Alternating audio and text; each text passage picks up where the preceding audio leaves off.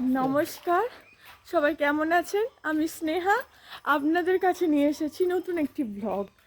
এই যে এটা আমার বাড়ি, দেখতে পাচ্ছেন সবাই। ওপরগুলো এখন হয়নি, নিচেগুলো আর দূরে যাকে দেখতে পাচ্ছেন ওটা আমার হাজব্যান্ড। আর আজকে আমি এই শাড়িটা পরেছি, সেটা আমার শাশুড়ি মায়ের শাড়ি, সব কিছুই। তো একটু আগে ঘুরতে বেরিয়েছিলাম, মা এই চলে এসেছে। মা আসেনি, আমি এলাম।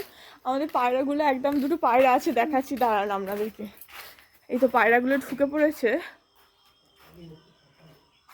দাঁড়ান, এই দেখুন, দেখতে পেয়েছেন? একটা মা মা পায়রা, একটা বাবা পায়রা। মা পায়রাটা এই বাচ্চাটা হয়েছে, তো বাবা পায়রাটা বাচ্চাটাকে থাকতে দেওয়া হয় না।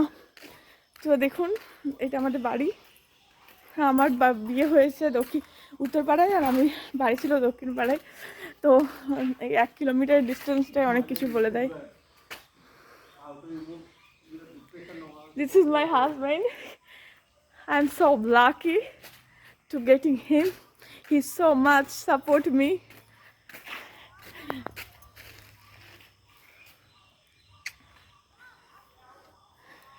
এই তো এখানে আমাদের একটা টগর ফুলের গাছ আছে।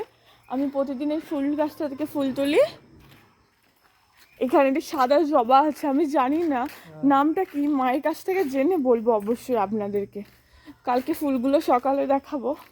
এই দেখুন, বেল ফুল পড়েছে, বেল ফুলের সুগন্ধ খুব সুন্দর। তুলসী গাছ, আমাদের বাড়িতে অনেক রকমের তুলসী গাছ আছে, পুরোটাই আমার শাশুড়ি মা লাগিয়েছেন।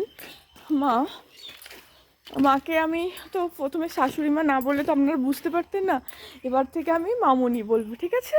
আর দেখুন, একটা গোলাপ গাছ আছে, এই গোলাপ গাছের কালারটা অরেঞ্জ।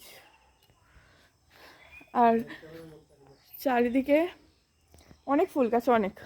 আর এখানে আমাদের মনসা পুজো হয় বাড়িতে, বাড়ির তুলসী মঞ্চ আর মনসা মন্দির দুটোই আছে।